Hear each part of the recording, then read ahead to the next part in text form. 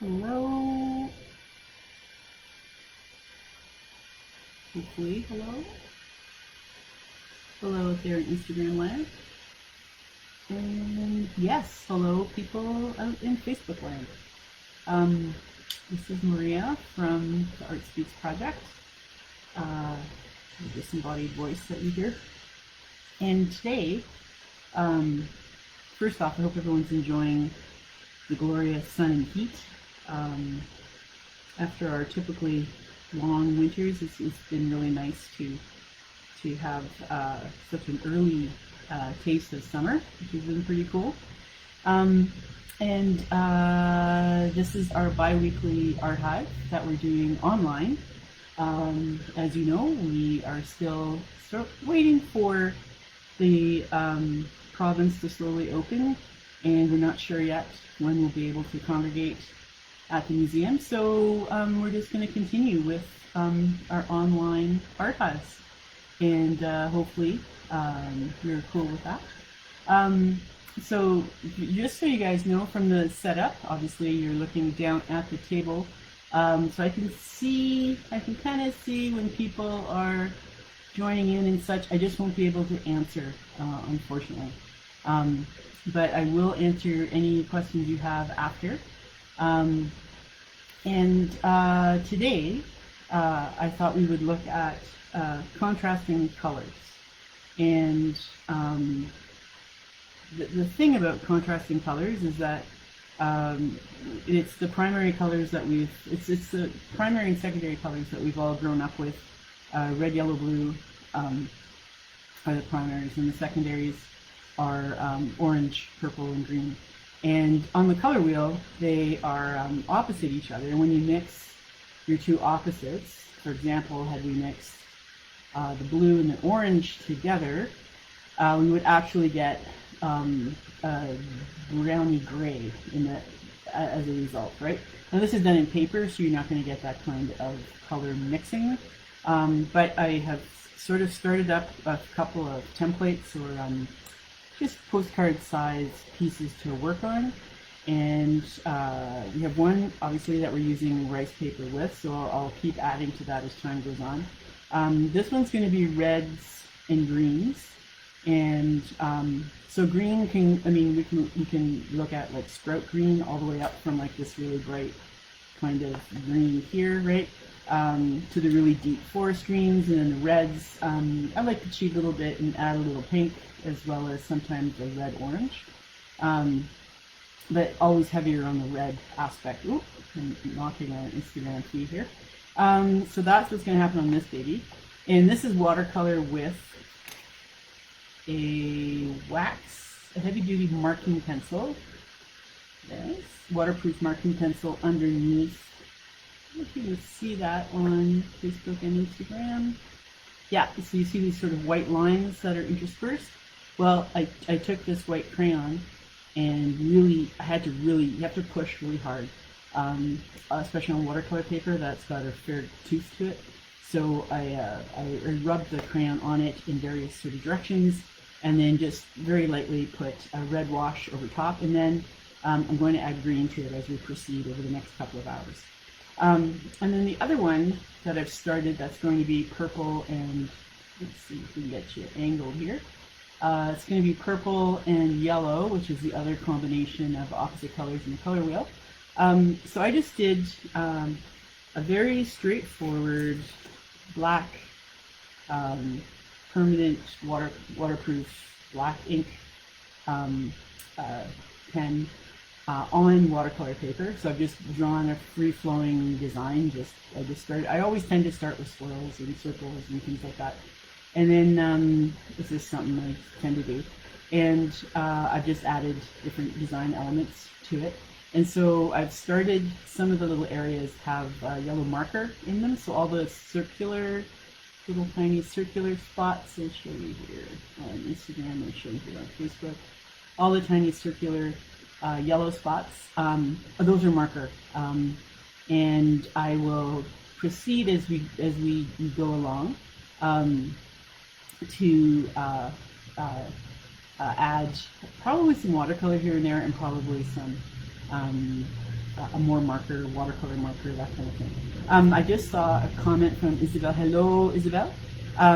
Just to remind folks that wax crayons, like these heavy-duty wax crayons, are also akin to wax candles, right? So you can use wax candles to also create a resist on watercolor paper, because that's what this is doing, right? So wherever the wax crayon has gone, it is stopping water from seeping in, and so therefore you get this resistance to the water and the pigment, and you end up with an interesting, sometimes an interesting kind of design, right? That kind of thing. So, hello Yvonne and hello Shelley, you've joined us as well. Nice to see you both, ladies. Yeah, so there you go. So you can play around with those kind of materials.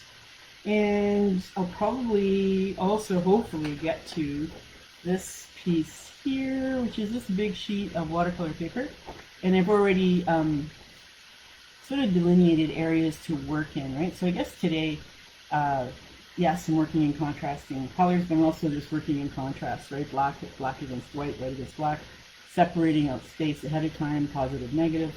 And then right now I'm thinking, I'll probably do like, a pair of opposites, a pair of opposites, a pair of opposites, and we'll see how it all kind of proceeds from there. So, so I'm just using markers, some watercolors, and let's not forget our rice paper, because collage, I really like collage. Collage has got some really lovely potential, and it's only as limited as your ideas and materials often. So I'll try to figure out how this is going to evolve. Again, the thing that's interesting about working with the rice paper is I have a pack of a limited number of colors, and so therefore I have to figure out. So if I were to layer bits and bits of this orange over on top of itself multiple times, how much darker will it get? How will it change? Same with the blue. I've used gray as a neutral background, and also in a way to pay homage to what's today is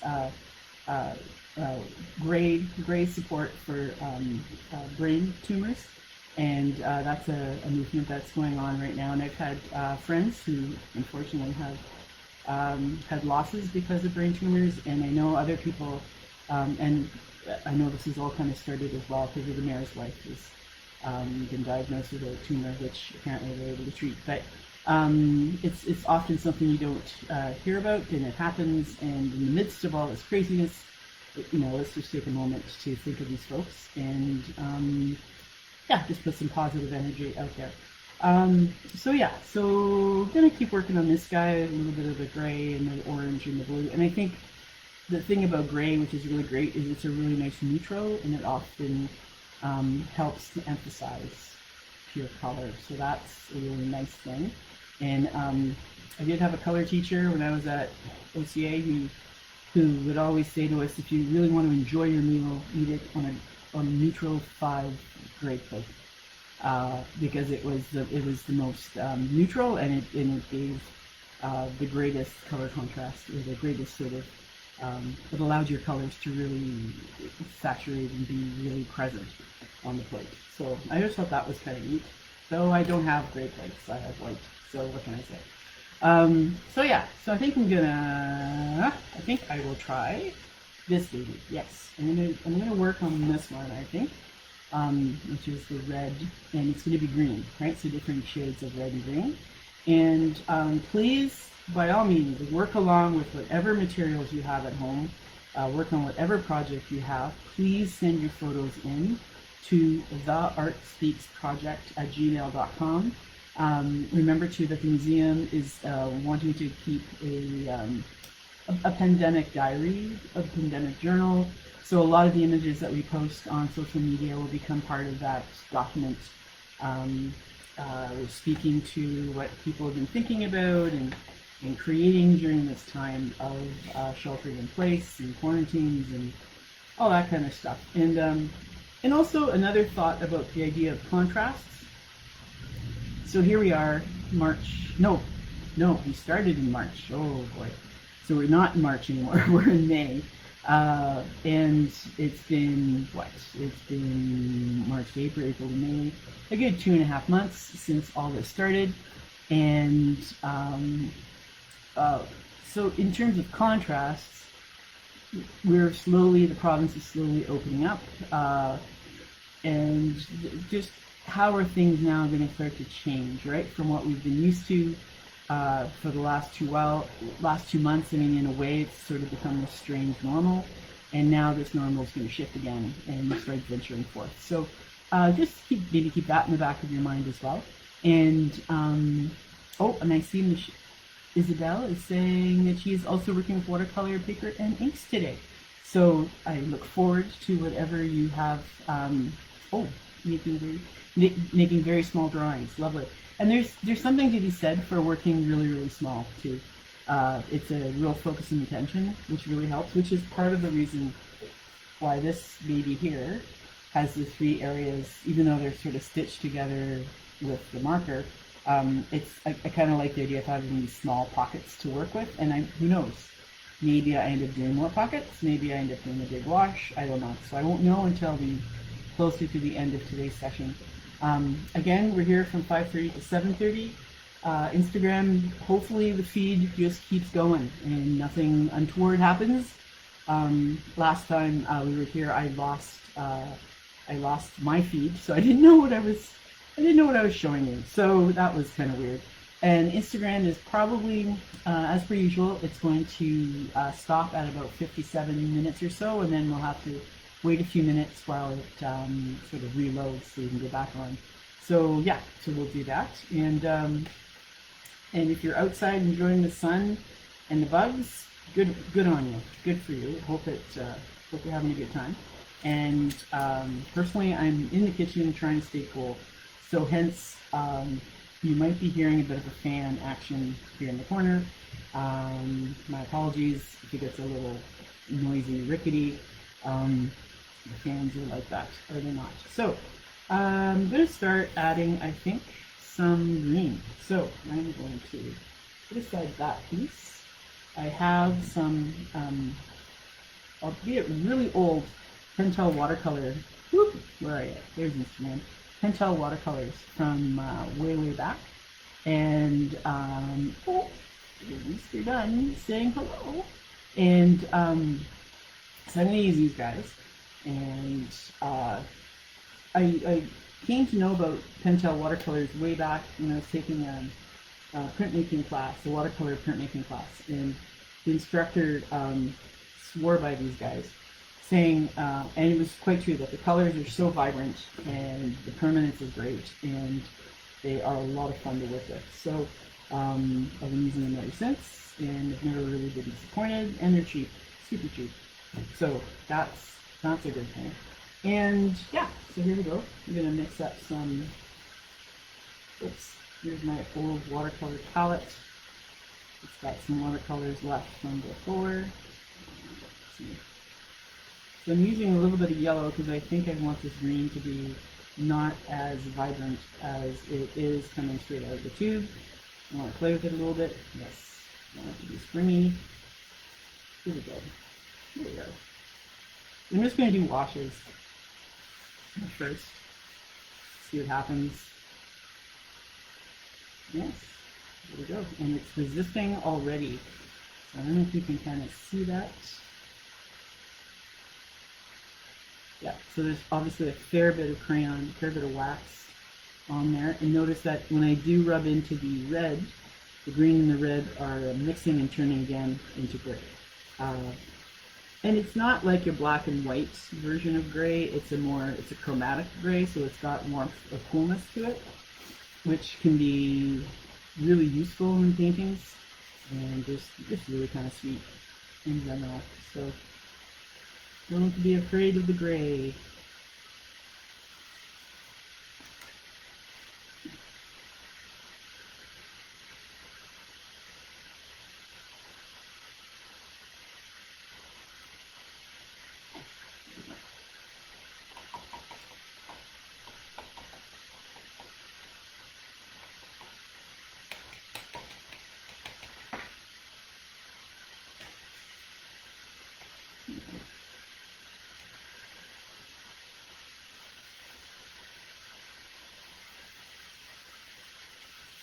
And if you live with animals, well, as we do, there's fur everywhere. So that just becomes part of what you're working on. Just fine.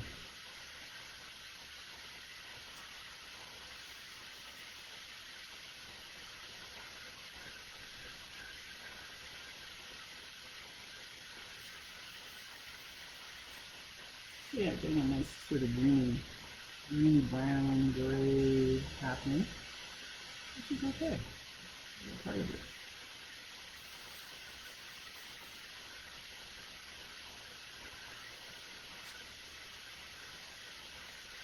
You can see mixing, yeah, gonna get some blue in there.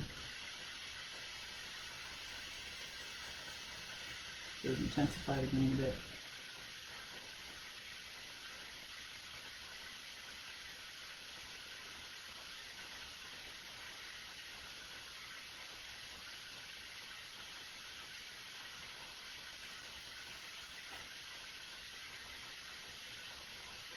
And so on there.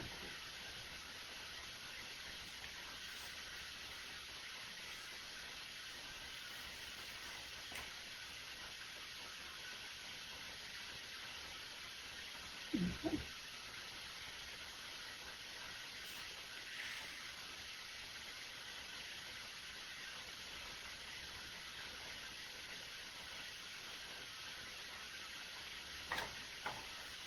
And I also usually have 2 water buckets, one for warm colors and one for cool colors.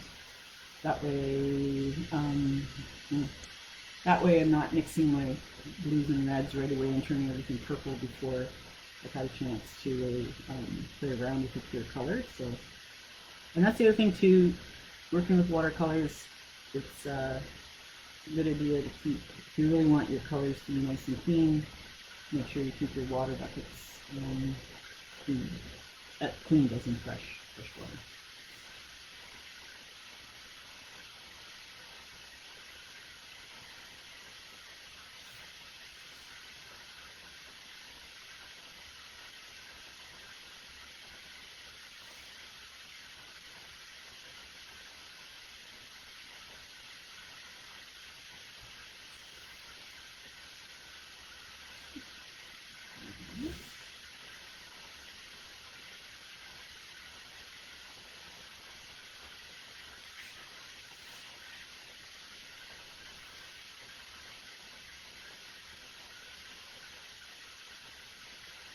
I'm kind of treating all this like a doodle, like a watercolor doodle, you know, like as if I was just using just a regular kind of like pencil crayon or pastel or something, just making random kind of marks, right? And just to sort of just to explore the medium and to just play with color, really. I'm going to give another layer of red.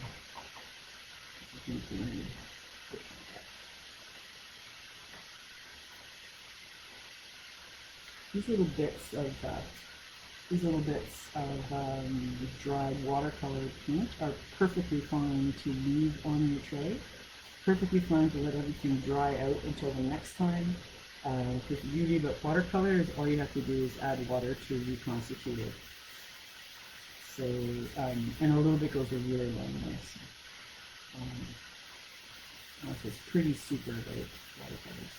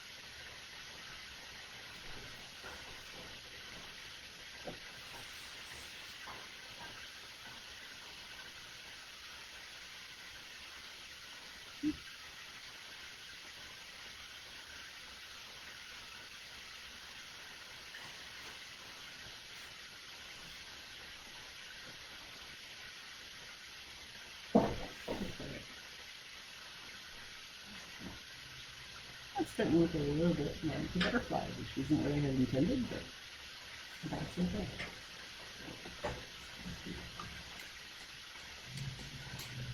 And once it dries, maybe I might work on it with marker or,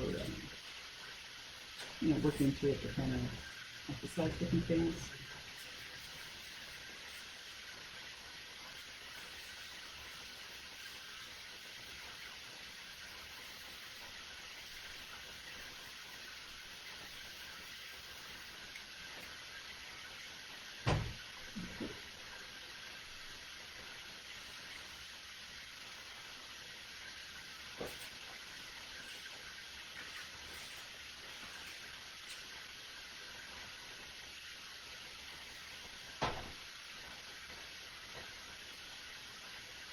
This is an orangey red, a vermilion, so it's going to look a little more,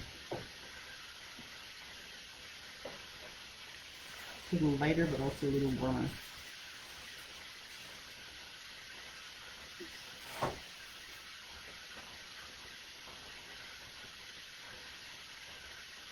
The nice thing too with watercolors is you can go over top the previous layers usually, and without moving some of the color underneath, you can do some layering, which is always really nice.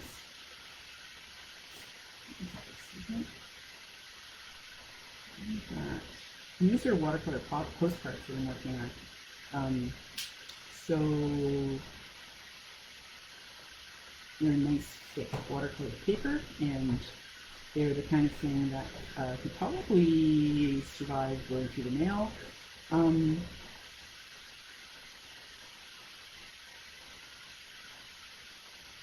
And I've had this pack probably like 10, 15 years. Every time I move things around in my studio downstairs, things become unearthed. Oops. Okay. Great, I got my water brush.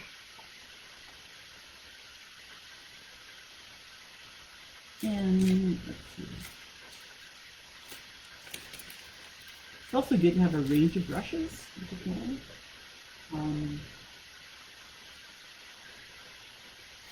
Different sizes, different processes, that kind of thing.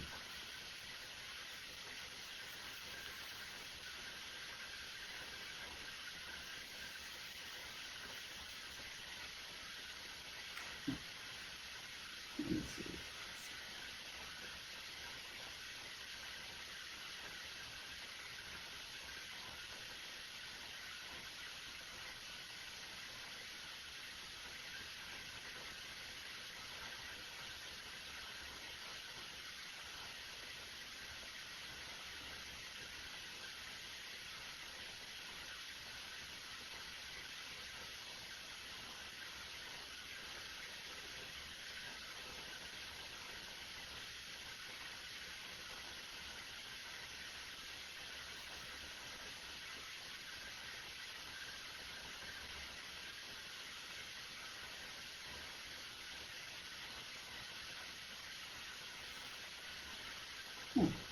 A little something. Not sure if I like it, but I might. Oh, this is my biggest way. What happens?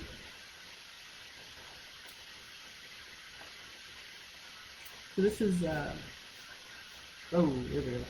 This is a water bottle just with water. It has a nozzle that you can turn to spray, and when you're working with watercolors, it's kind of fun because water obviously is the medium. It helps the watercolors travel, right? So, so now by spraying it with watercolor, a bit of a light spray. I didn't make it too messy. Now I might just really screw it up if I roll it around too much, because the areas that are where the red and green overlapped have turned into a deeper kind of browny gray. So, but the gloomy parts are kind of bothersome to me. So I wanted it sprayed just to sort of break that apart. So I'm just going to let that do its thing and dry, and then come back to that later. Okay, so we'll just keep that up in the corner so you can kind of see it. Okay, so now we're just going to go to this guy here.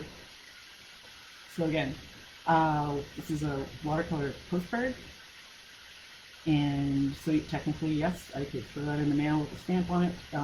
It's by Strathmore Company, and you can still find these at most art supply stores, but and online, right, through Above Ground Art Supplies or other places. And like I said, this is an old pack that I've had for quite a while, and so this is just black archival ink on watercolor paper right now, and this is a very simple drawing. And I think what I'm going to do, this is going to be yellow and purple, right? Because we're dealing with contrasts, opposites. And the yellow has been done by marker, and I'm going to continue on the design part using marker. So I'm going to go back to these, which folks might have seen in a couple of our earlier sessions together. These are watercolor dual tip markers. They come from Michael's, but you can get them probably at any art supply store. They obviously have different costs. These are the better name brand ones and maybe more pricey. These are on sale, thank goodness. So, and I'm a big fan of buying stuff on sale. So I'm just going to give this a shot and see what happens. Also, I tend to, I would suggest, kind of work from palest, lightest to darkest when you're working with wet media. You can always go over top of a layer that is pale and build layers, whereas if you started right off the bat with a deep dark color or a deep dark shade, it's really hard to bring light back into that darkness. So just a word of caution in that regard. But yeah, so here we go. I'm going to give this a try. I'm going to try the simple pointy tip here. This is really weird. I'm doing everything backwards to the way you see it. Oh my god. Okay, so give it a shot.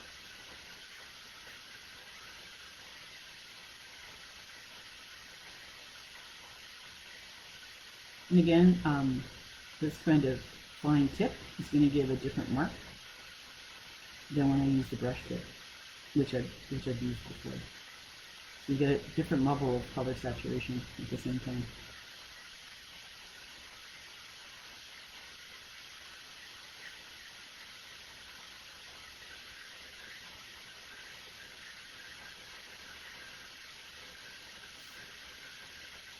But if something to be said for doodling, be it black and white or color, it's just a nice way to spend some quality time with yourself, and not really having to worry about much.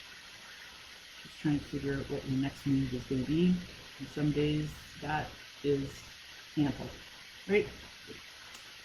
So I'm not sure about where this thing overlaps, if I want it to be the same shade of purple. So I'm going to leave it till later and just move through here.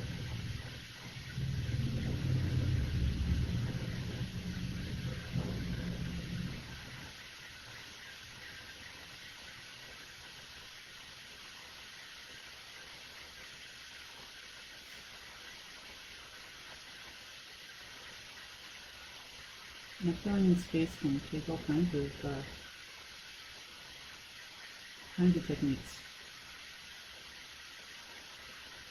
And because these are a liquid medium, they do intensify when you go over top of the same area.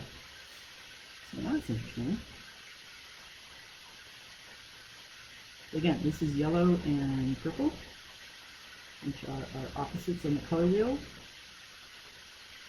And maybe a little lap that needs to be gray. Maybe that's what we're going to do. I don't know if I can make a chromatic gray using marker, but I'll give it a shot. And I'll give it a shot right after I finish these little guys here. Imagine really good quality markers would be easier to work with in that regard, right, in terms of color mixing.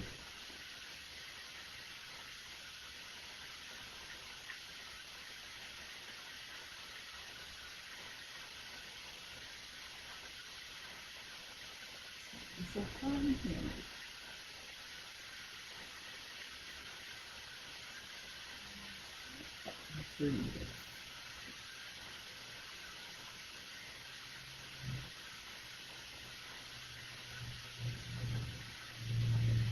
Okay, so I'm going to try, and if it moves up, it moves up. I'm not going to worry about it. Okay, so I'm going to try and do, I like to clean the tips off of these things. This one's been used in other colors, so it's a little bit of a messy tip on it. Here we go. So now,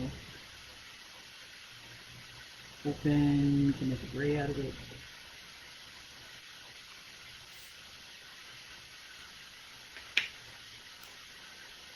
I'm gonna try mixing it on here first. Just because. Yeah, that could work.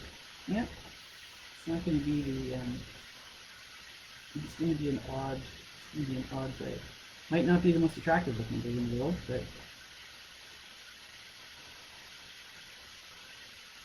it's gonna be gray nonetheless. There you go. I'm being really ginger with it. I'm treating it very gingerly, trying not to overwhelm the yellow with the purple, but just mixing it. So yeah, so we do end up with, oops, yeah, you kind of see it, right? You get the purple and the yellow making it with the gray in the midst of those kind of cuddly flower things. So yeah, so I'm just going to keep going with that. And see, so I think I might figure out a plan and might just, okay, take a look at,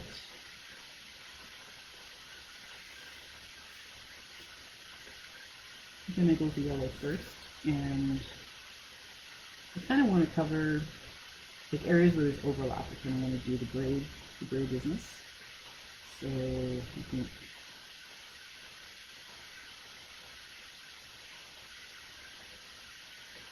yeah, do it that way. But I might not actually have enough areas, so I might just start popping in other areas too. And it's quite fine to make up the rules as you go along.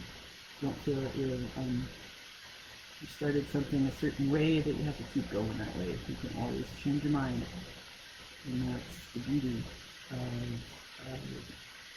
working intuitively and just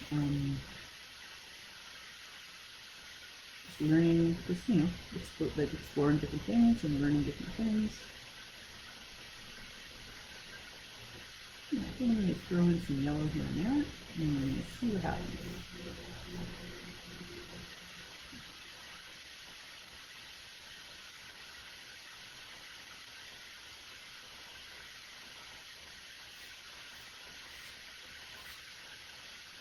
And I use different markers. So the first yellow that I use is a much deeper yellow in all the little circular spots, and then now in all the stripy areas, it's a lighter, more vibrant yellow. So there's that, right? And there's all different kinds of yellows and purples and reds and greens, and it all depends on the colors that were used to make them. So. And every manufacturer, right, has a different dialogue, as they say. People who knit and embroider and crochet know about dialogues. How it can drastically change a project if you run out of wool and suddenly have to go get some new stuff and it's a different dialogue, and it can completely change the project. So yeah, so a lot of it is rolling with punches.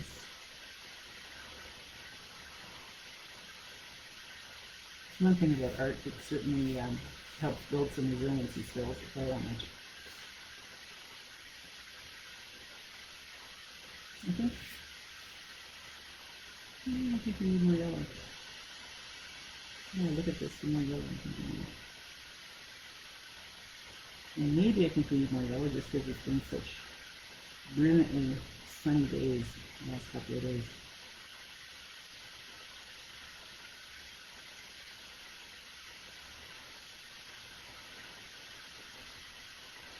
If you go over the lines a little bit, you're good there.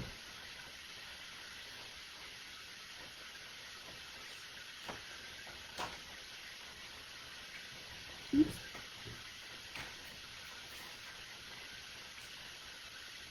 Okay, I'm into the brush side because I think it's a little paler.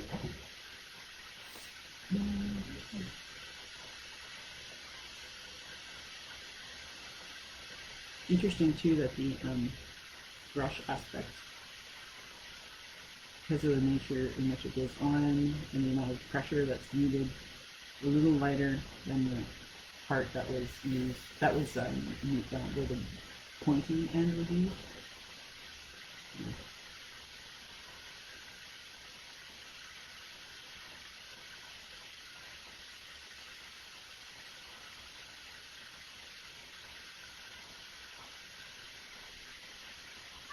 Our little green is drying up very nicely. Let's see if we can have a little bit of fun with that one.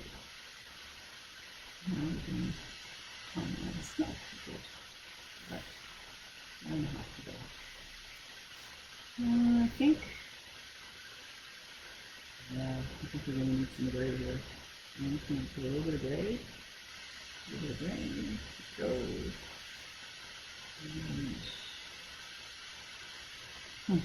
I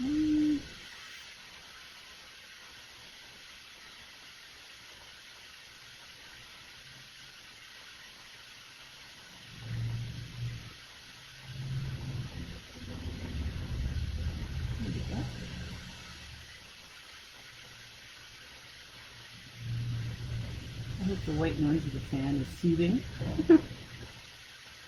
Being downtown, we do get a lot of traffic noise.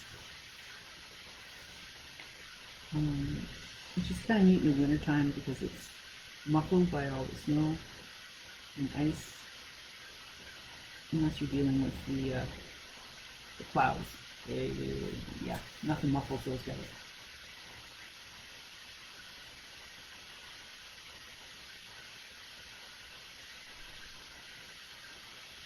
Okay.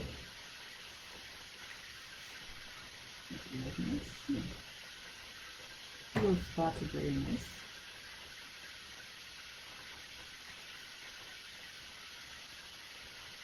I haven't decided about the background. I'm not sure how that's going to transpire.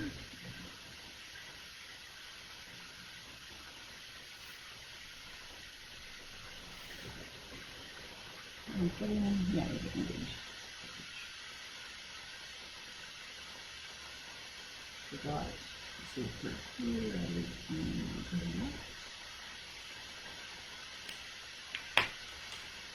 and the thing too with markers every so often, which I'm really bad at, is putting the lid back on so you can save some moisture. You kind of forget to do that often. And then wonder why they don't work. And this is it.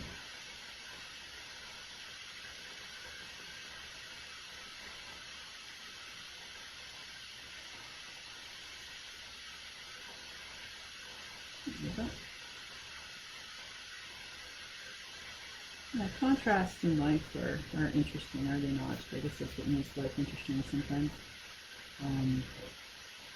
You sort of sit back and reflect on what was and what is, and Lord only knows what the future is going to be like. So, interesting times, Eleanor.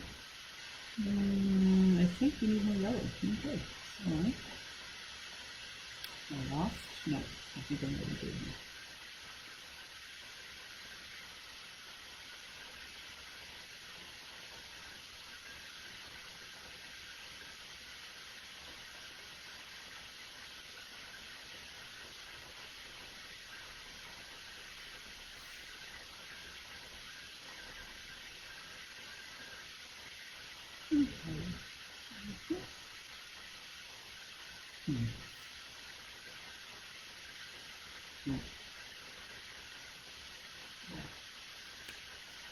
Because of this yellow over here, I think this needs to be yellow over here. I need a little bit of balance in our contrast in it.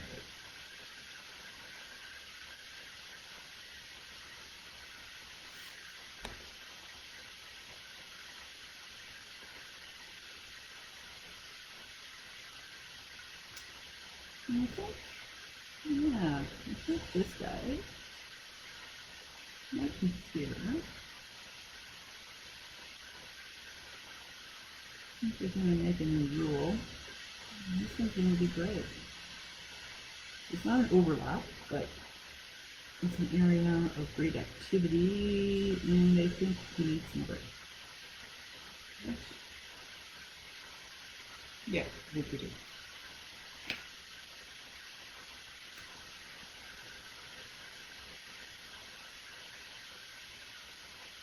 Yes.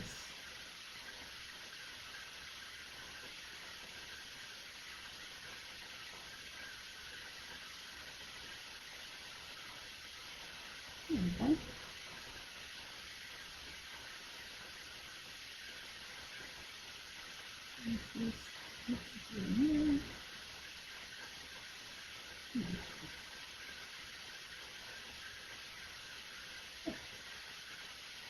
It's not a perfect gray, but it's like a greeny gray.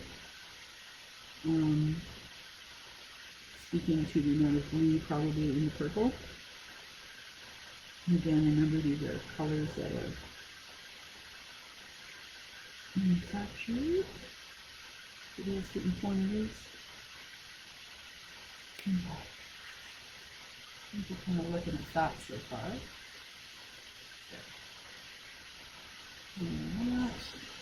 So there's still parts on top of this flower down here, and then here, and then the background might stay white on this one. Let's see. Like, yeah. Yeah, I think these guys are going to be. Let's see. They're getting filled in yellow first.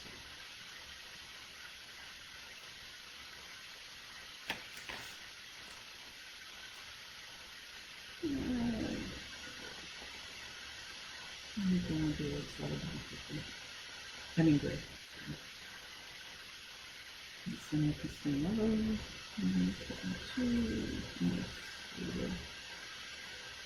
Here we go. I think, yeah, this whole thing is going to be, it's not open yet. Okay. I think we might be there with that one. And yeah. So I'm just going to sort of save any kind of ideas about that. Actually, even, no, I think it really does read like that because of the circles in the bottom, right? And I think it's sitting that way, which is upside down, considering it's a postcard, but that's okay. Our red and green number is still drying, so I'm not going to venture forth on that one yet. Instead, let's go back to our collage, see what happens.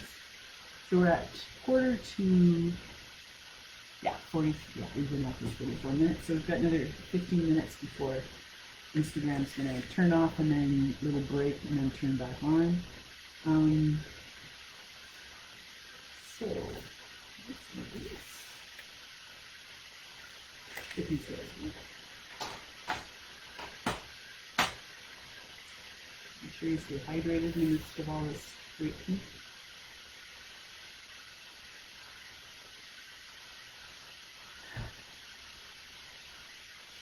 So we'll be live again in June. 2 weeks. I think it'll be. Oh, so bad with numbers. I think for June 11th or June 10th, and then June 24th. And June 24th is going to be a special Cyber Hive for Pride.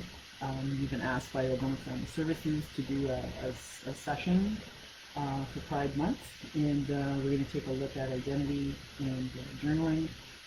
So that'll be at the end of June. And I'm hoping in the beginning of June to have Will Hollinshead from the museum back. And I totally meant to get him to come today, but Life just got a little bit too hectic, and I didn't get around to coordinating that. So hopefully we'll be open to showing up in June, beginning of June, and we'll go from there. That's interesting. Okay. So the thing too with opposites, obviously, is there's a really nice sense of vibration between the colors often. They're pretty subdued here, so it's not going to be a real drastic kind of thing happening. But right now they're dry, right? So once I wet it and patch them, that could change, right? So that's okay. That's always a risk. If we weren't risk takers, we wouldn't be working in the arts, right? Good. See what happens here. I'm going to do like a matchy. I don't know if a matchy tonight.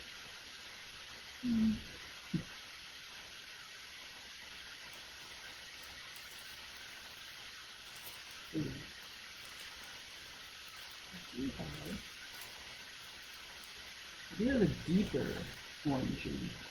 This is an orangey red as opposed to a yellowy orange, which is actually, yeah, either depending on the context, actual orange would be a little lighter than this and a little deeper than that, right? But we're talking paper, so it's a different kind of thing. Bit of orange. No,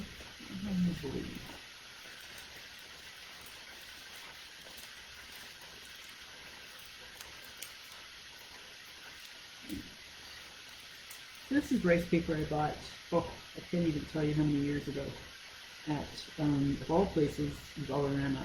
They sold this archival poly rice paper, good God, a good 10, 12 years ago. And I have a whole bunch of packages that I've taken to the treatment center where I was for the ladies there to use, and I just kept one for one or two for myself. I don't use it all that often, so it's kind of nice to just use it sparingly. Fortunately, the blue, that's the only kind of blue I have, so I'm going to have to probably play with that. And, sorry. Have I disappeared? I'm probably mumbling to myself, I'm sorry. I'm going to put my speaker up. Hope that's better. Sorry. How here did you say that you would be live in the museum? Oh, sorry. So Isabel, we won't be live at the museum. We will be online again. At least that's what I'm assuming. I have no idea if we're able to be in person yet at the museum. We have to find out if the government would allow it and all that kind of stuff. But Home and Family Services has asked us to do a Pride cyber hive. So we'll do it online on the 24th of June. And if things change and we're able to do it in person at the museum, and then we'll definitely let you know. But for now, it is going to be online. So the same Facebook and Instagram. Sorry about that. I think I just started. I wandered off in my speech. Sorry.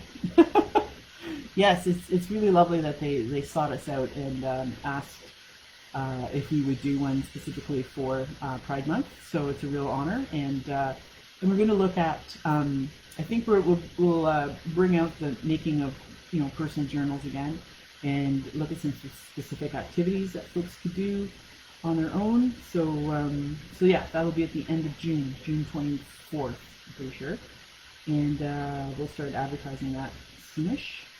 And yeah, and we still don't know what's going on in terms of when the government will say it's okay for people to congregate in, museums, galleries, that kind of stuff. As you know, the emergency measures have been extended to the 9th of June, which means that a lot of parks, if I understand correctly, a lot of municipal parks and things are still closed. Hopefully I didn't get that too mixed up. but yeah, restaurants are still closed, that kind of thing, only takeout and stuff. So yeah, so I'm sort of assuming museums and galleries and stuff will probably be, after all that gets cleared. Yeah, it'll be interesting to see how we're going to go about doing things again in a collective kind of person to person kind of way. Yeah, so new challenges. I think we're up to the task. It's just some figuring out, probably some trial and error. So we'll see how it goes. Hi, Joanne Nixon. How are you? Oops. There we go. That's the thing with rice paper, is that it wanders. Oh, are we still? We don't have the countdown yet from Instagram. Instagram is going to start counting down at some point, and then we have to switch off and reload and all that kind of stuff. Always interesting. But thanks a lot, folks, for checking this out and hanging out on a gloriously sunny Wednesday.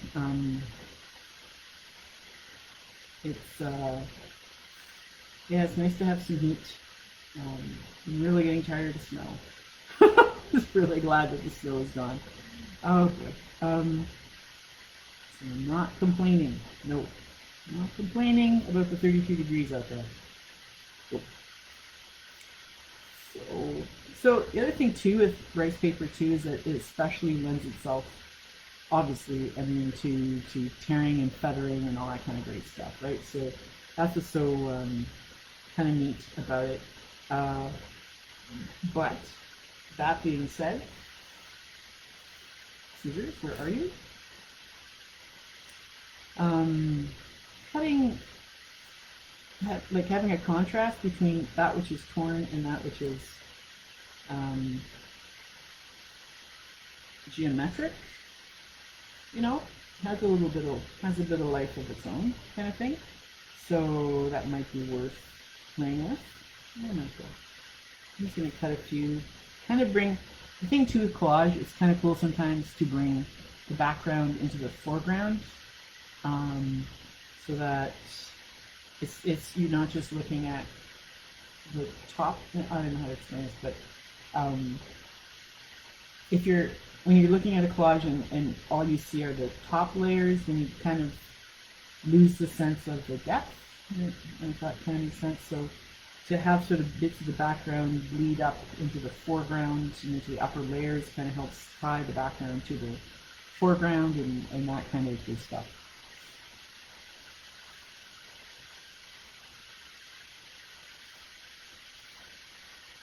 And the thing too about collage is that it's really nice, especially with rice paper stuff, because there's so many different textures and threads.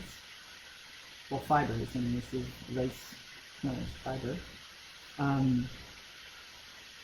Yeah, it's a real variety in the material itself, which is fun to work with. So this is gonna be one of those things where I'm gonna play with it first and then glue it in, and this may or may not work.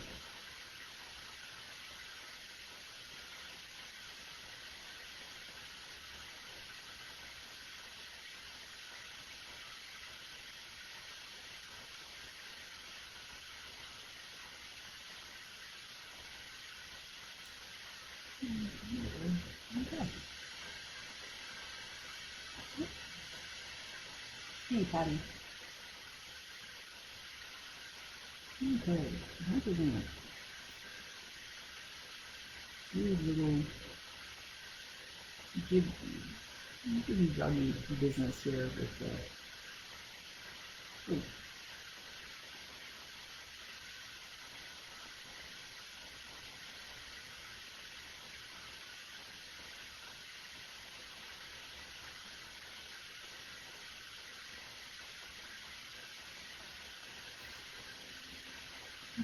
See that?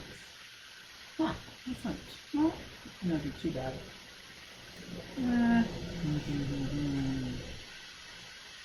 Mm-hmm. So since we're working with contrasts, so we're going to do the contrast with the organic tear. So you got that happening. Then you have the more geometric straight line business happening with the cut pieces. And then the layering with the opposite colors of the blue, which again may be more on the tint side than the pure chroma, but that's okay. And then we have two variations of orange that we're going to play with against the blue. So yeah, we're just going to, right now I'm just trying to place things, and I find when working with tissue paper, with rice paper, glue stick does a job, but Mod Podge, does a better job, mainly because it permeates the fibers, and you sort of get things. It kind of almost looks like they're felted together, like the fibers interlock a little bit better. So there's that. Kind of like that idea. But to each his own, right? Like, don't be play with it. Play with all this stuff any way that you can, that you want. And the more you play with materials, the more you figure out what you like and what you don't like and what you want to work on and all that kind of stuff.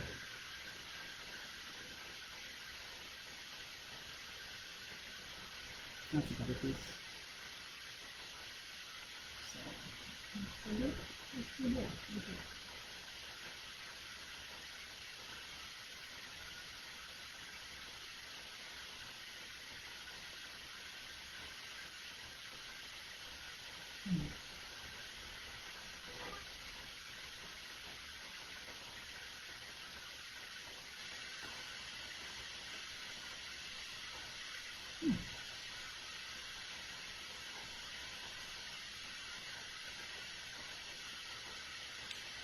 All right.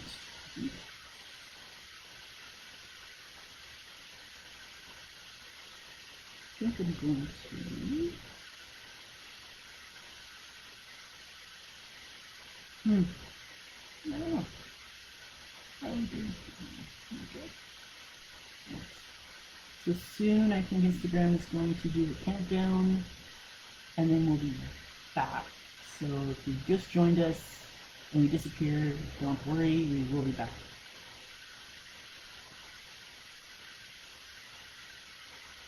Okay.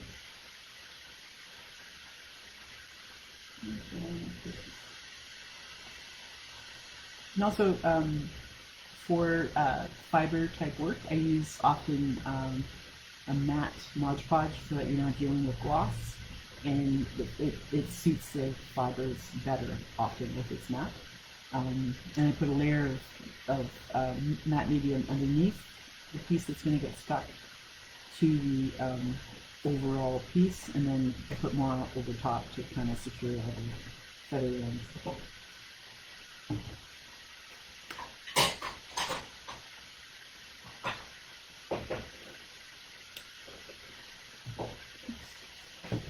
And sometimes too, it's a good idea to thin out your Mod Podge.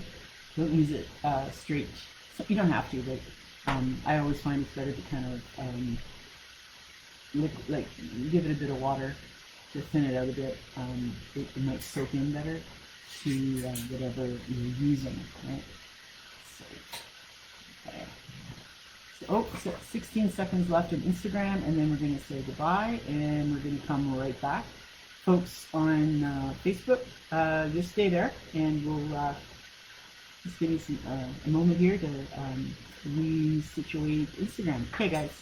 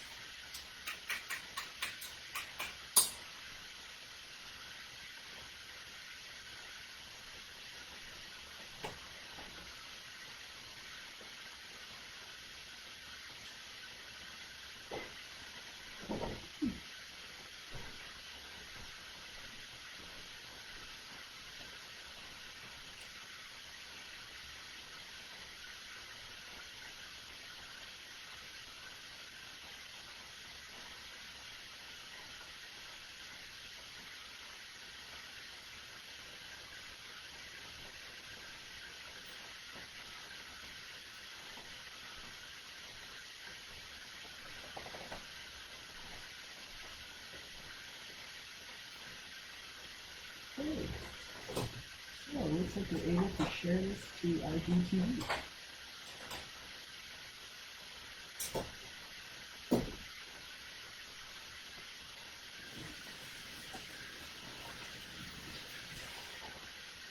Huh.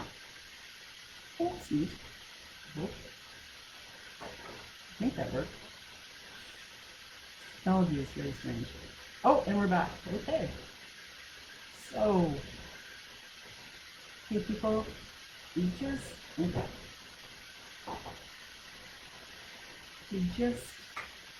uploaded our Cyber Hive to Instagram's IGTV.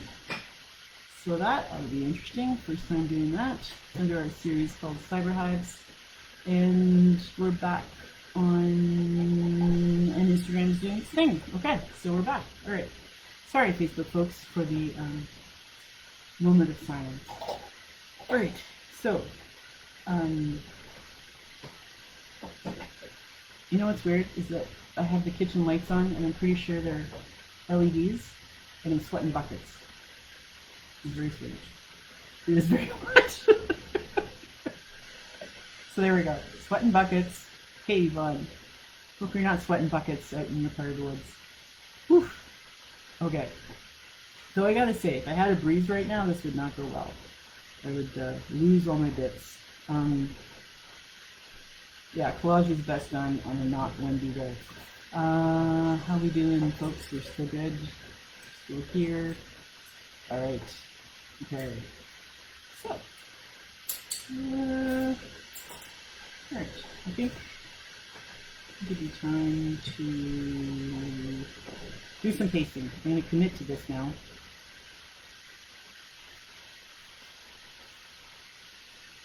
That's the thing too with art making, right? Is there's this commitment level that you have to. Even if you're just kind of playing around, you're still committing to allowing yourself to kind of play with process, color, technique, textures. Sorry too that I'm always kind of talking at the table. It's just kind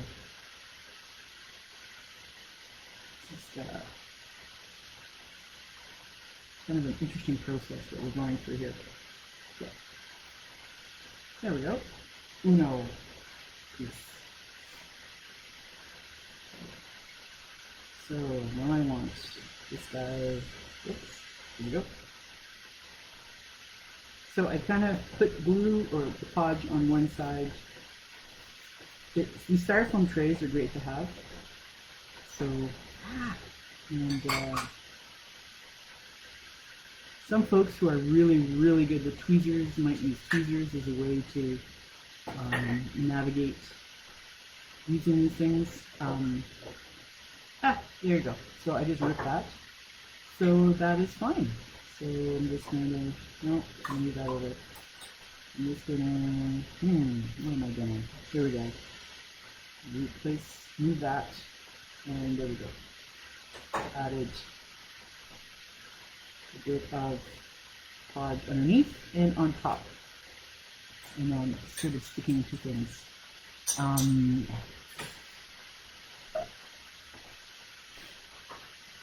Yes, we are still working away. Which is a good thing. Though it is hot. Uh-oh. So now I'm, oh boy. I don't want to put that. I want to put that over there.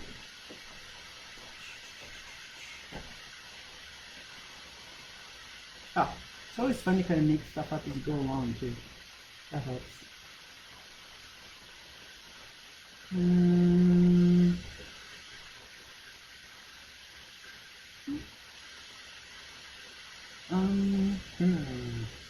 Yeah, I think.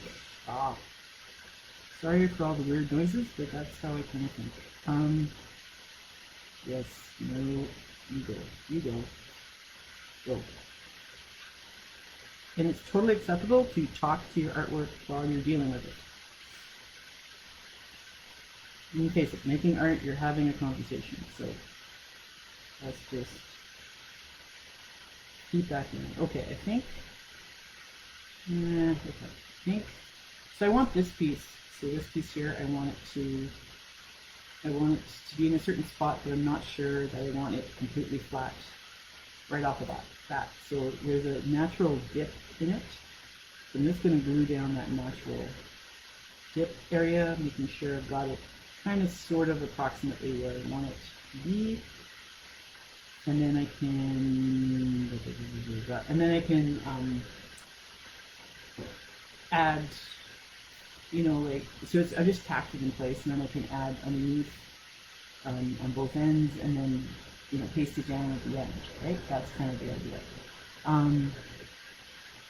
So yeah, this is what we're doing here. And yeah, we've got this.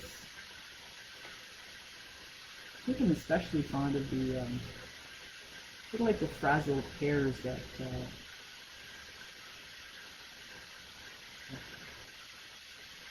like the fibers that pull right out. They're very sort of frazzly.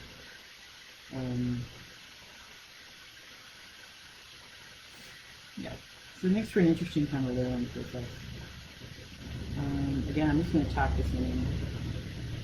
It's a bit weird, but just tack it. There. Oops. Oops. Bit of a push me pull me kind of situation. All right. Now let's see. Our watercolor has. Okay. So for the most part, our watercolor has dried from earlier. It's and maybe you can kind of see a little bit closer the resist that was made by the wax. So all that white that's kind of showing, that's kind of rough looking, that was made from the wax. Got that going. And then for those who are just joining us again, we did purple and yellow. Sort of like a doodle, a really loose kind of, almost want to say Zen-tangly kind of inspired design. Just a really loose kind of doodle that's just added with the purple and the yellow. So we're working with contrasting colors today, folks. And gray is our neutral that we're using here and there, because chromatic gray is what you get when you add your two opposite colors together. You get varying degrees of chromatic gray. Excuse me. Allergies are pretty brutal this time of year. So there's that aspect of color, and often if you are working on a painting, grays, chromatic grays especially, give a lot of life to your paintings. So don't be afraid to mix your opposites together. And obviously for those who paint, you realize that there's like a zillion different reds, a zillion different blues, a zillion different yellows, all of them make all different variations of secondary colors, which are your greens, your oranges, and your purples. And then you have your tertiaries, which are like your red, orange, and your yellow, green, and all that kind of stuff. So, so yeah, the more you can play with color, I think, anyway, the more interesting your works can be. And it kind of helps your eye, too, because when you go to work with collage, you can then have your eye out for interesting, different color variations, and well, now I'm going to encourage you to be a bit of a hoarder when it comes to like magazines and like colored paper bits and variations. If you separate them all out, then you can use them when you're working on collage and that sort of thing. Yeah, it's all good stuff, right? So it's all kind of nice to have lots of material to have at your disposal to work with whenever you feel the urge to work. And you don't have to call yourself an artist to work creatively. I think it's important for folks to explore their innate creative side, so have at it as much as you can. It's good for your, it really helps in terms of decision making and sense of accomplishment and just risk taking too, healthy risk taking. Because really playing with art materials is one of the better ways to sort of explore the world. Yeah, so see, I'm sort of getting stuck in this one little corner, and I need to break out here. So I'm just going to try this guy and just place it and be done with it. There. So, yeah. And I still want to get to the larger piece that I did the drawing for and I just haven't started on. So I just want to sort of do a few more things on the collage, and then I think I'm going to put the collage to the side. And that's the beauty about any kind of artwork that you're working on, is the ability to save it for another day if you need to, right? Work on it at whatever pace you need. That's part of it too, right? Oops. Oops. Yeah.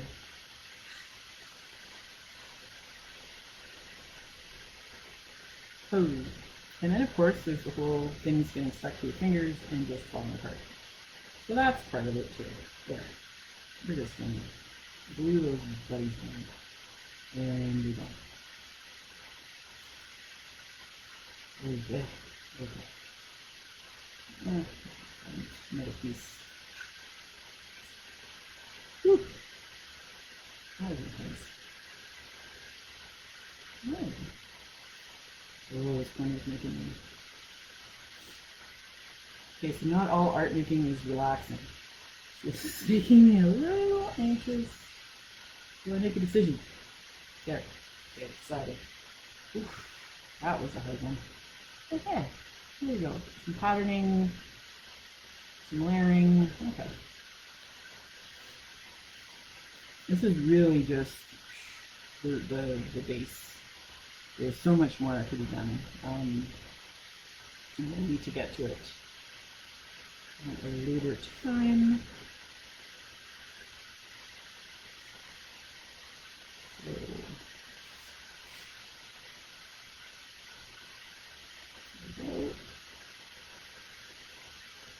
But yeah, again, folks, we'd really love for you to send in images of your works in progress or finished. It doesn't really matter.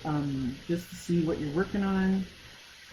Just so you can share it with each other, share it with the project, share it with the world outside of your immediate bubble. And hopefully one day before too long, we'll be able to be back in the studio working together. And even if we are back in the studio working together, we will still endeavor to offer online art making sessions. So we're not going to give up on this format at all. And so yeah, not to worry in that regard. So if you can't make it into town, at least you can still be online with us, that kind of stuff. So yeah, we're thinking about all that kind of thing. And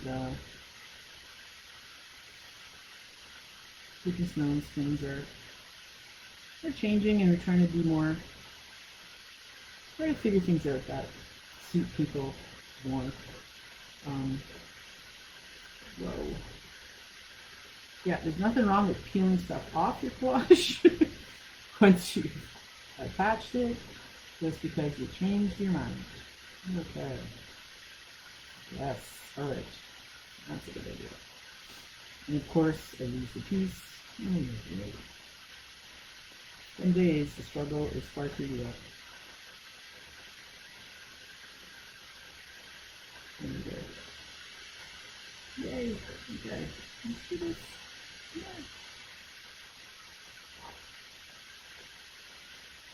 Okay. Alright. Great.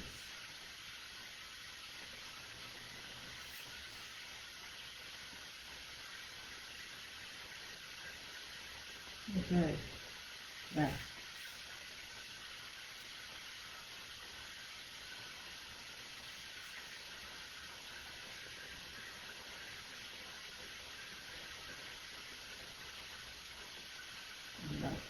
So that's some of the, oh, I just knocked our Instagram feed off. Okay, so there's some of the layering and underlayering, sort of pick things off in certain areas and try to put them on top of each other, that sort of thing. Yeah, so it's an interesting. Oh, hey, Allie. So yeah, so it's kind of an interesting process, and yeah, for sure, don't be afraid to go in there and start lifting things up and moving it around. And just because it's moved down doesn't mean that it's 100% going to stay there all the time, right? Like you can change your mind at any point.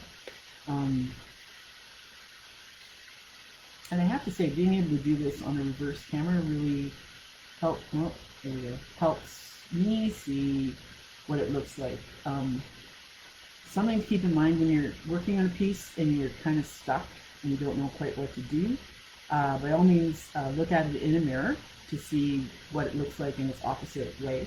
Another thing too, especially if you're working on a bigger piece, is put it on a chair at the opposite end of the room, walk away from it, and then just kind of turn around and look at it, and just kind of take in your first look, your first glance, and see how that feels. Because that can give you ideas as to where you might need to add color.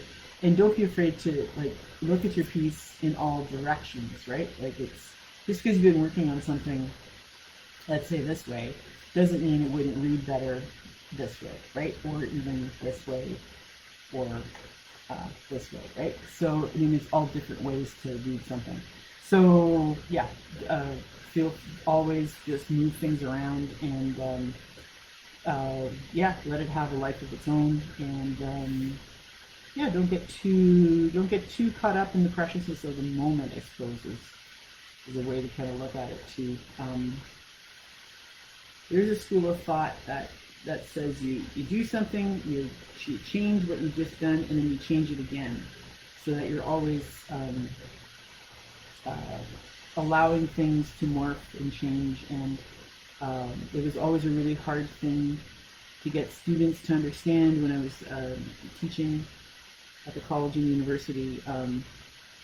Folks got often very attached to their first attempt, and often the first attempt is a test run, right? Just to kind of see where you're at, and the real ideas don't really emerge until you've kind of worked on things multiple times, and you get a sense of what potential there might be, right? So don't be afraid of the potential, I guess is what I'm saying. And again, that's one of the beauties of working in an archive and working with materials, especially materials you might not be too familiar with.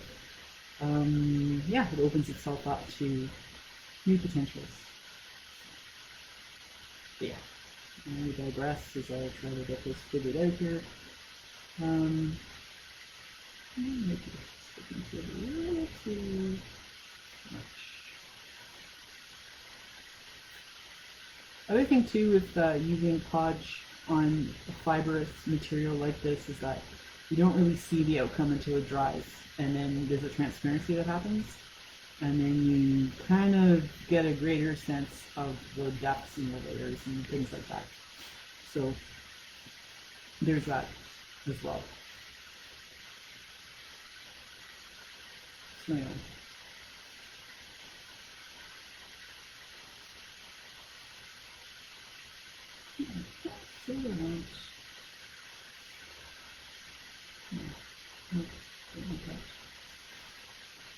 I don't think so. That's all I could do. Okay.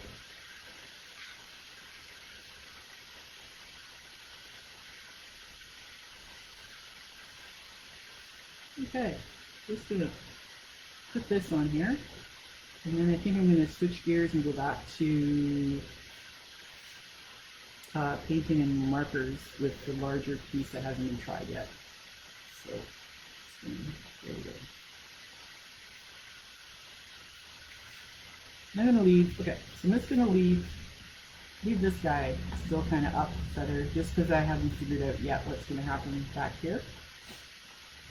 And let's see, I've added some stripes, so we've brought the background into the foreground, we're into the midground, and then there's layering to happen on top of that. So that's kind of where we're at this point. This is going to take so much more time, and I'd really like to get to the drawn piece that we worked on that I started with at the beginning. So I'd like to go back to that and see what transpires at this point. So yeah, I'm just going to get the glue off my brush. Really important with Podge. Podge will destroy your brushes in seconds flat. And I think this piece as well that we have, that we use paint and marker with, hopefully, so we see the resist that was used underneath, and even though it does kind of read a little bit like, I don't know, perhaps a butterfly or something like that, that wasn't the intention, so, which is fine, right, and just playing around. But I do like the fact that spraying it with water got rid of those squiggly, wormy bits in the middle of the grain. Yeah, I wasn't really keen on that, so yeah, so if you have watercolors, by all means, give it a spray with water every so often and see where that takes you. And then, for those who are just joining us, this is one of our other ones, again, working with opposite colors. Just a simple doodle drawing where we've made gray layering the yellow and the purple. And again, that's what we're doing with opposite colors. Opposite colors equate to chromatic grays, which are really wonderful to play with and use, and yeah, they can really brighten up a painting or a piece that you're working on. So, okay, I'm going to put these guys to the side for now and take out this guy. So this one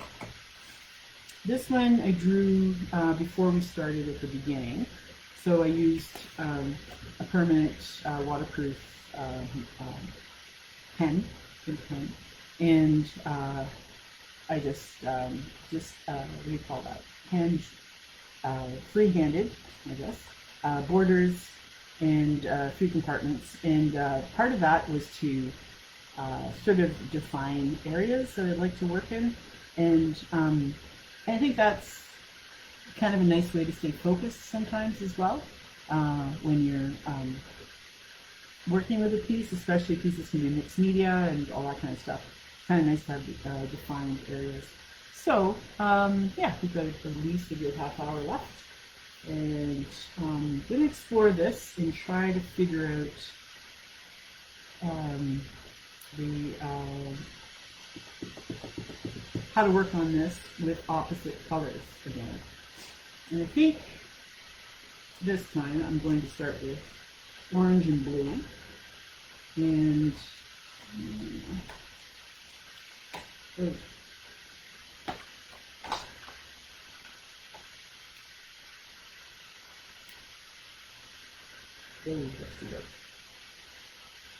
kind of want to match them up in terms of their saturation. So,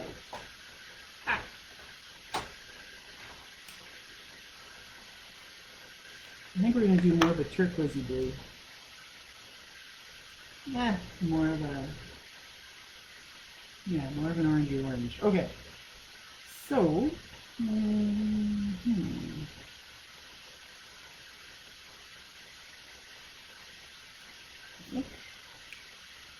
I think first I'm going to add some more line drawing. I think that's the way I'm going to go first. Here we go. So many thanks to those of you who are who have stuck it out this far. I hope you're enjoying yourselves.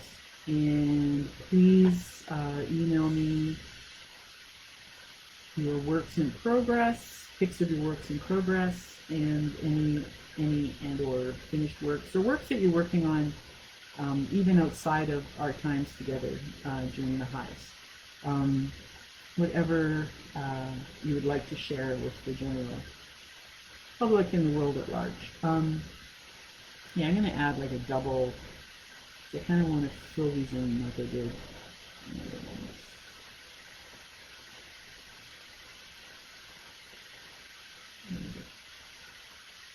Yeah.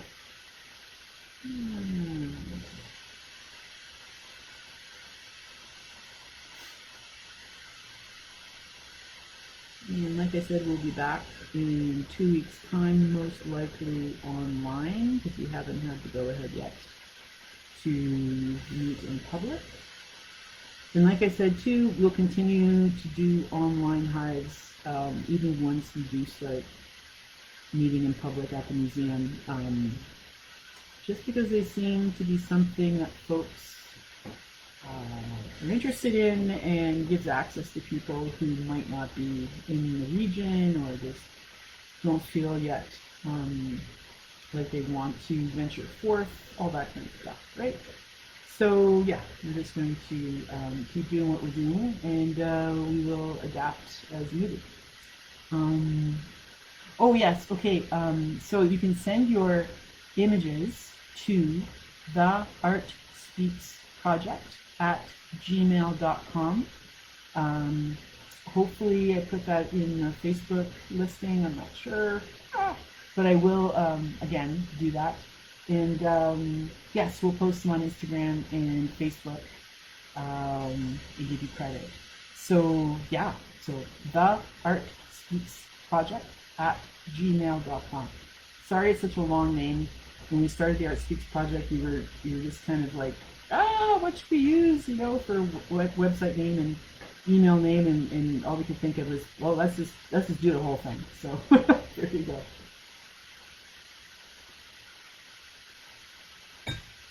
All right. At some point we might shorten it somehow. But for now, the Art Speaks Project at gmail.com. All right. It's getting my elbow stuck on things here. Okay. So let's see. This one needs a bit more help. Okay.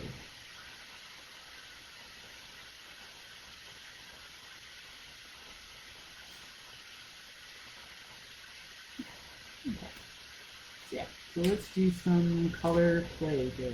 Okay.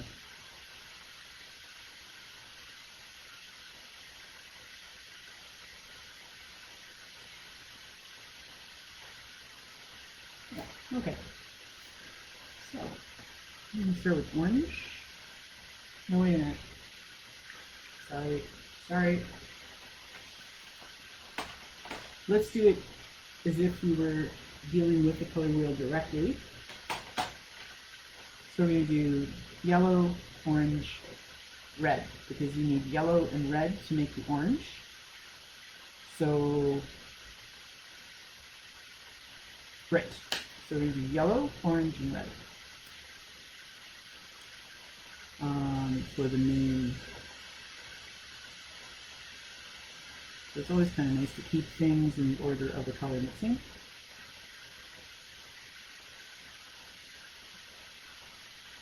Try to not be too slow with this.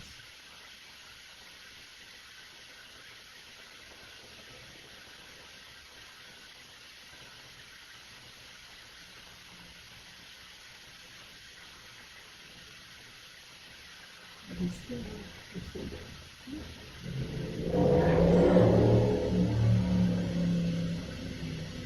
So we do yellow first. It's a primary. And it takes two primaries, right, to make a secondary. And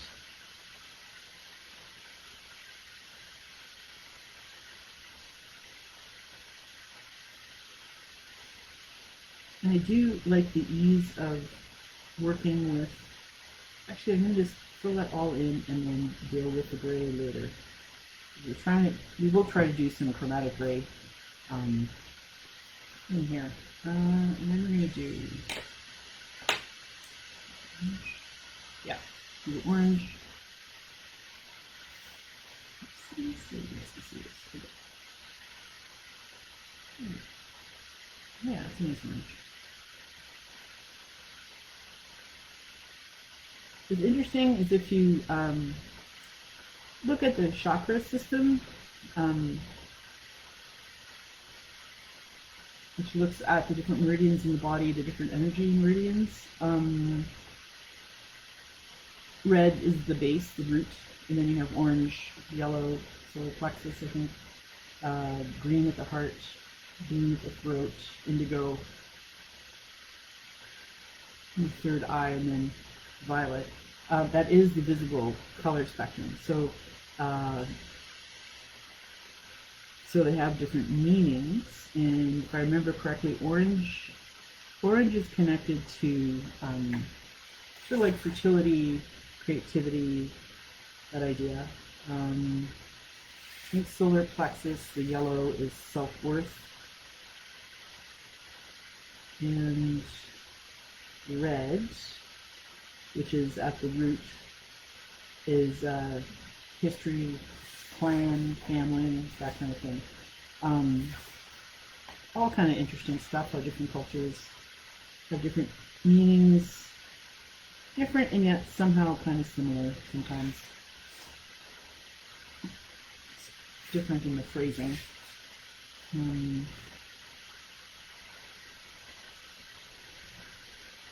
Often in Western culture, orange is a high activity color, very frenetic. Yellow is considered related to intellectual curiosity. Red, passionate emotion, whatever it may be. So there's that kind of understanding of it in that way. And some artists, a lot of artists, might actually choose their colors based on cultural meaning, personal meaning, emotional meaning, different things like that. So that's always something too to kind of look at in terms of this whole idea of contrasts. You know, how we're all kind of different but the same in this way. Okay, that's our orange. Oh, I think that kind of works. And then see if we can get red. Okay.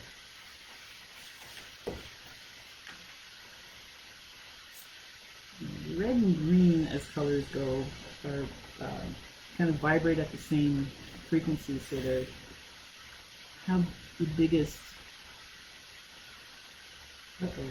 Yeah, they have sort of like the most predominant vibration when you're looking at them, which is often why Christmas sweaters are considered so ugly, because the red and the green, if they're at the same intensity, are really difficult to look at.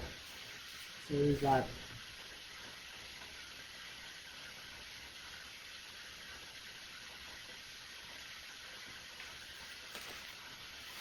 I often find too, moving the work I'm working on kind of helps to get a better angle on things instead of trying to move myself around the piece. So that's why it's nice to have portable. That's why it's nice to, like, if you're going to work on watercolors, like ideally we would tape this to a board and then move the board around and then use it in that regard. That's why sometimes using watercolors in journals and books and stuff really is nice, because in that way you can move the book around and get, you know, a better angle on things.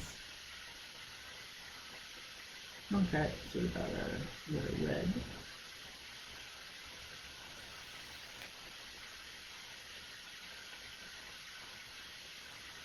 I do have some over. Just want to make sure I have some overlap so that we have a little bit of chromatic gray. And the chromatic grays in the main can sometimes be read as greens, browns. The more white you add, the more kind of truly muted grayish tone you will find. It's more evident in painting, obviously, especially with oils, because of the translucency in the oil paint. Meaning that light travels through better and all that kind of good stuff. So I'm gonna try. Woo, okay, well, yeah, this could look really bad or really good. So we'll see how it goes. Got a little bit of blue, turquoisey blue on top of our orange. It's gonna be a big greenie. So I gotta figure out what is overlapping what here. I think this is kind of overlapping.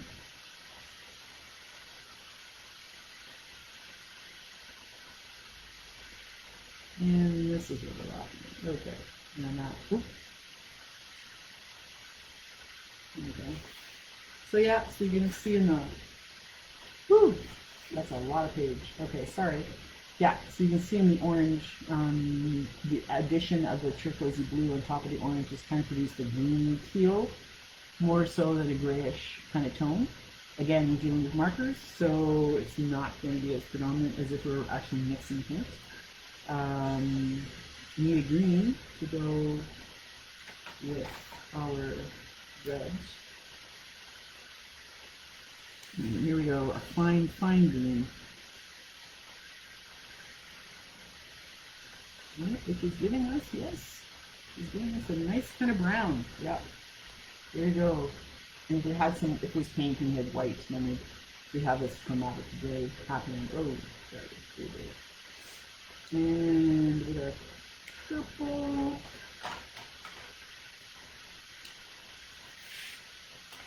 And again, you're going to have different results depending on the different characteristics of the yellows, of the primaries and secondaries that you use, right? So if you have a combination of like really intense reds and really pale blues, then you're going to have like really strange mucky purples and things like that. So you just got to sort of pay attention to what you have as a palette. So, okay, and then we have our, and I think what I'm going to do is I'm just going to fill in the central aspects of these colors. So we have like a really light, this light purple.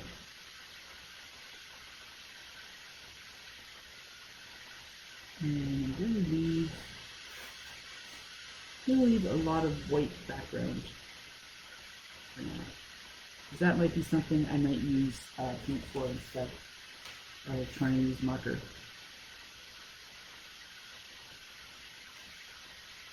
And yeah, hope this isn't making me too busy.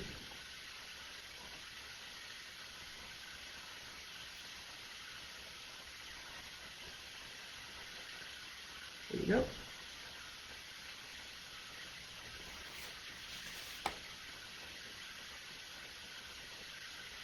So yeah, I would say playing with color is probably one of the more important things that you can do when you're exploring art processes.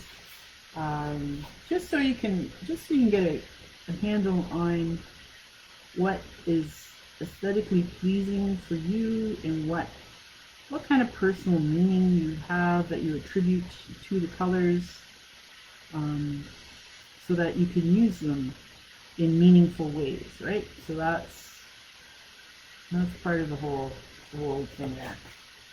Like that. And I'm continuing to use the colors that I use to mix the chromatic areas, because that way we have a connection to that area. Oh, there we go. So time-wise, we're doing okay.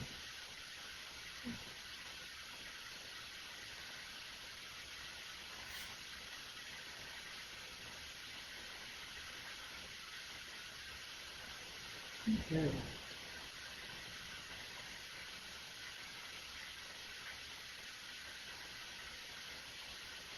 I gotta say, I like the controllability of these watercolor markers. They are nice.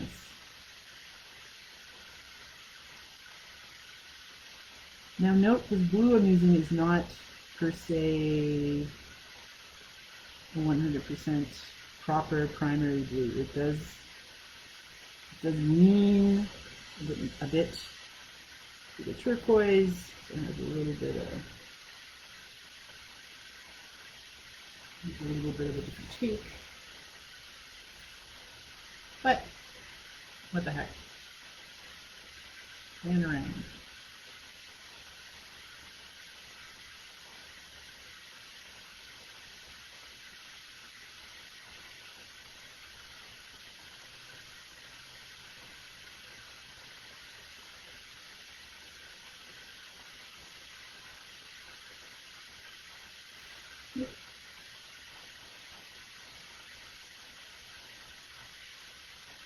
right.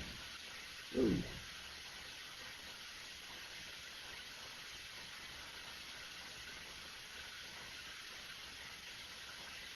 There we go. So we're 2 down, 1 more to go. So you can see a bit of the vibration that's happening, right, between the contrasting colors between our orange and blue, I think a bit, yeah, orange and blue, I said that right, and our purple and yellow, right? So there's, yeah, a fair bit of action happening. And now we will do the green. So,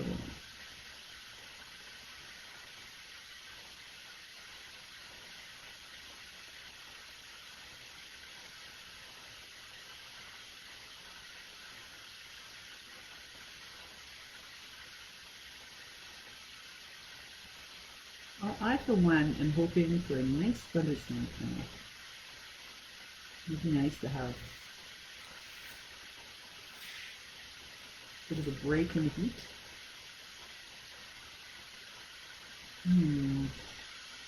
Okay, so this is interesting.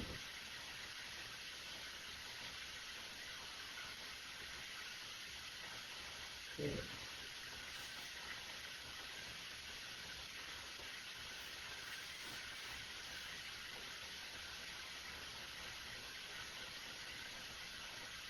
No comments there.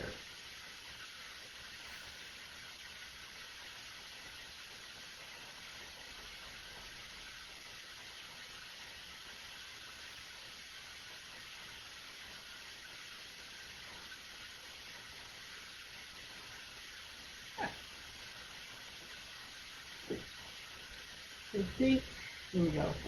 We have our color contrasts and sort of our interesting kind of simple format. And we're about 15 minutes late. Yeah. So now I'm thinking, I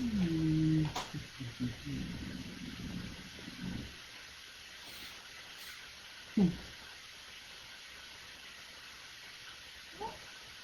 we want to try. I just want to try some. So I'm spraying. This is watercolor paper, so it's a fairly thick. I think it's 140 pound. Yeah, it's 140 pound watercolor pad from Hanson, and so it's the kind of paper that you can play with, right? It's pretty solid. It does well with scrubbing and being soaked and all that kind of good stuff, right? And I think the thing too that a lot of folks kind of get a little bit nervous about sometimes is I'm also dabbing some of the water off because I might have put like a tad too much.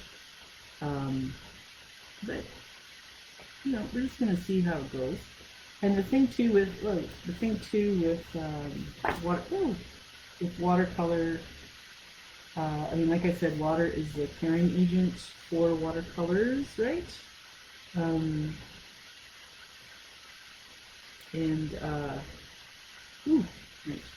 There you go. So meaning that you need the water to thin out the watercolors, have them travel, have them do their thing, that kind of stuff. So I'm just gonna, I have like my dried up pinks here, so I'm just gonna, always a sucker for this deep blue. I'm just gonna add it, see what happens. I'm not gonna worry about it, right? But I'm saturating the brush with the color, and then we're gonna see. Let's see what happens. And it's on the page. And that was, oh, there we go.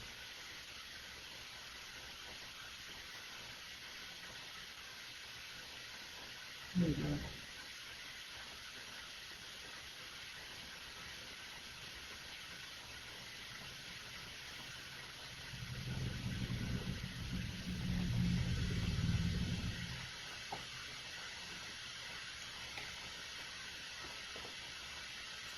They've got got pools of water, which make serious bloody mess.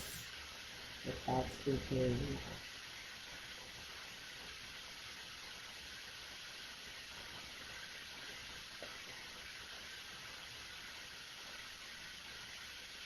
I'd say watching paint travel is probably one of the funner things to be doing.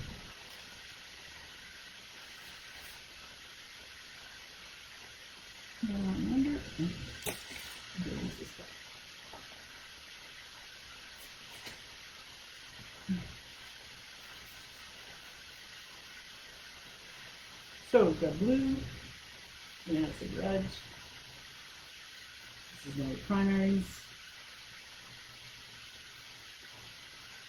Here you see the pockets.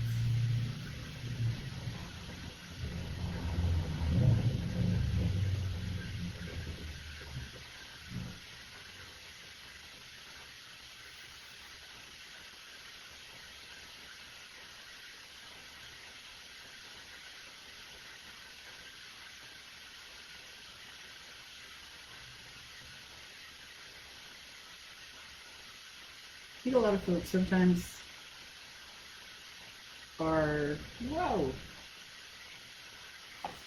tend to feel they have to be really heavy-handed with their paints, but truth be told, they're far more interesting when you just let them kind of be and travel and do their thing. So here we are mixing, we'll have areas of purple.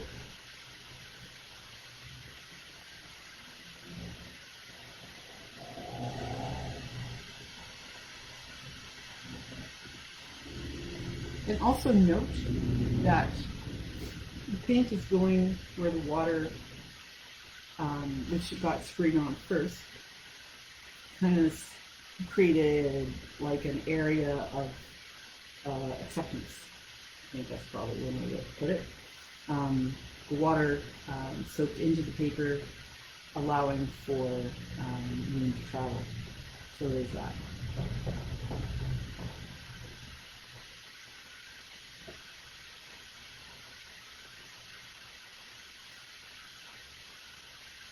So part of the fun is just moving that around a lot, and then some more.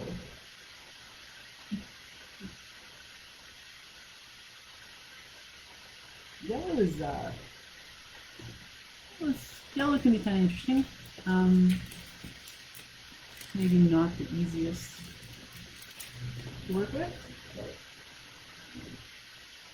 sometimes you just get so.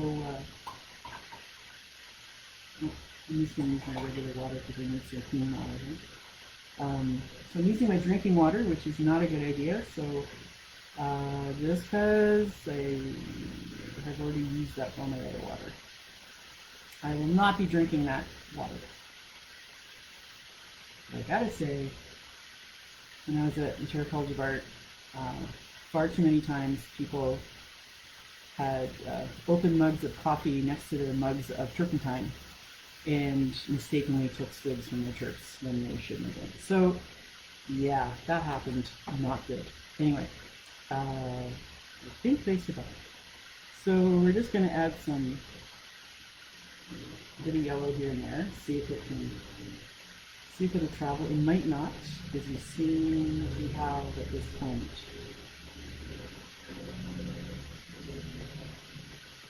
And we have a bit of stagnation.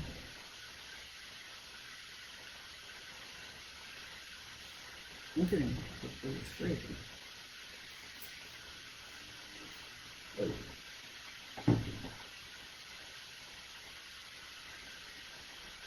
Spraying from a distance, good idea. You don't have to spray it right up close.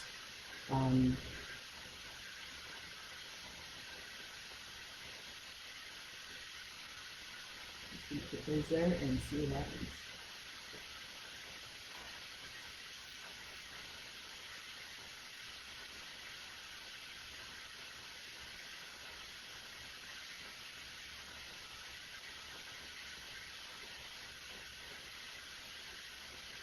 So the red is really powerful. So it's causing a bit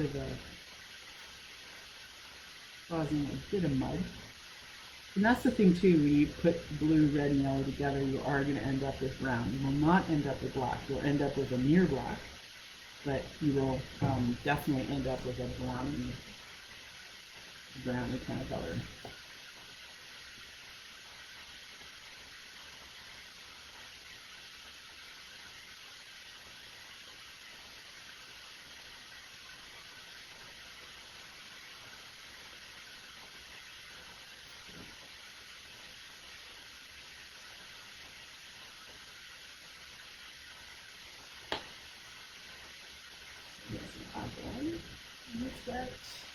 How are we doing time-wise, folks? Yep, still got some people hanging in there. Okay. So before we have to leave, make sure you send us your images to theartspeaksproject@gmail.com. And before I have to head off, I just want to say thanks for being here tonight. And I hope all is well with you and yours. And I do look forward to being together again at some point. I think that will happen. You just got to figure out how, right? And how to make it work so everyone is healthy and safe. So we will get to that. In the meantime, enjoy our preview of summer, and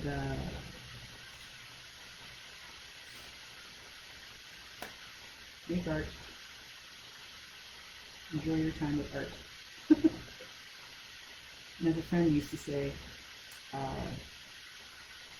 let's get arty, which I think is a pretty lovely sentiment. And yeah. Okay, here we go. Doing some interesting bleeding work here. So it turns out that I think you'll be able to see replays of these sessions on our Facebook page for sure, as well as on our ArtSpeaks Instagram page under our IGTV section. It seems that they're now allowing folks to save their live videos. So hopefully that works, and you can always revisit this at any point. And like I said, we'll be back at this in 2 weeks' time. And hopefully, I'm really hoping that I can get it together, and Will from the Sioux Museum will have an artifact for us to take a look at and work with. And also, June 24th, we are going to have a cyber hive for Pride, as June is Pride Month. And we've been invited by Algoma Family Services to offer a hive in honor of Pride Month, and it's open to everybody.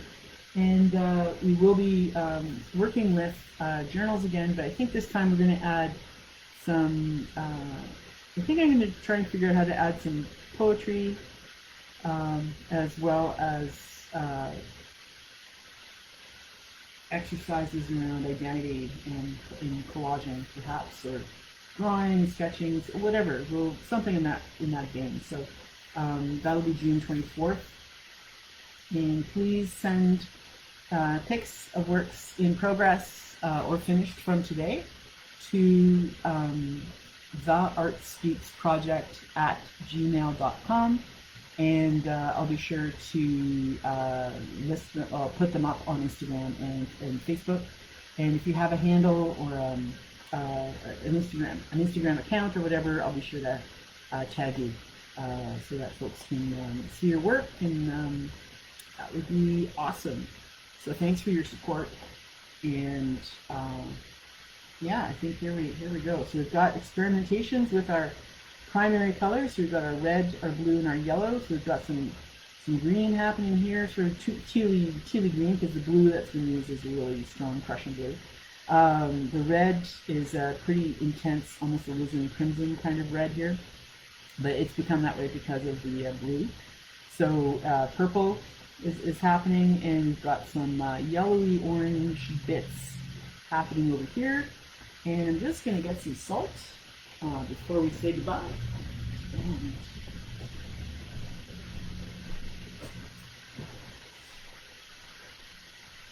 Okay, I'm just going to put some salt on here.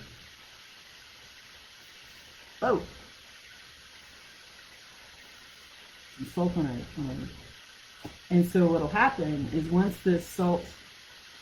the watercolor starts to dry, the salt will cause greater evaporation of the water and the pigment will consolidate and you'll end up with this weird little snowflakey kind of business happening. And I don't know if you can kind of see that on Facebook, kind of see that on Instagram. I'll take a picture of it once it's actually dried. Hopefully it wasn't too wet. If it's too wet, too saturated, it might not work, but it's a real, yeah, it can be a real pleasing effect once you kind of get the hang of it and all that good stuff. So there we go. We've got our color contrast kind of test sheet kind of thing, working with, oh, you're welcome, Em. You're very welcome. And thanks to everybody for being here, and always a pleasure to be in your company, even though we're not face to face, but at least in spirit. It's lovely to be in your company and to see your comments and your wavings and see your names on the screen. That's always really great. So yeah, thanks so much. And I'm just going to leave this here so you can kind of look at it while you just wait for the Instagram to do its usual countdown, which is going to happen probably in a few minutes. Oh, and again, a reminder. So here's our collage and how it's kind of drying up. You can kind of see how the colors kind of meld a little bit, right? And yeah, I know the orangey red looks a little more red than orange, but that is kind of like what orangey red is like. It's a very interesting kind of color, and our blue is pretty pale, but it's kind of similar to the blue that's been used down here. A little bit more subdued, mind you. And again, our gray in recognition of our Wear Gray Day, to honor those who are dealing with brain tumors and brain cancer. Just, to keep those folks in our thoughts. And so that was our orange and blue. Here's our red and green watercolor with a resist. That's what the white is a wax resist. So that's what we've got going there. And our last is our purple and yellow doodle drawing that we worked on. And yeah, so we explored color contrast today. And I'm really looking forward to see what you folks worked on at home. And again, please send them to theartspeaksproject@gmail.com, and I'll be sure to post things online. And stay well and healthy, and we'll meet each other again hopefully in 2 weeks. Okay, take care everybody. Ciao for now.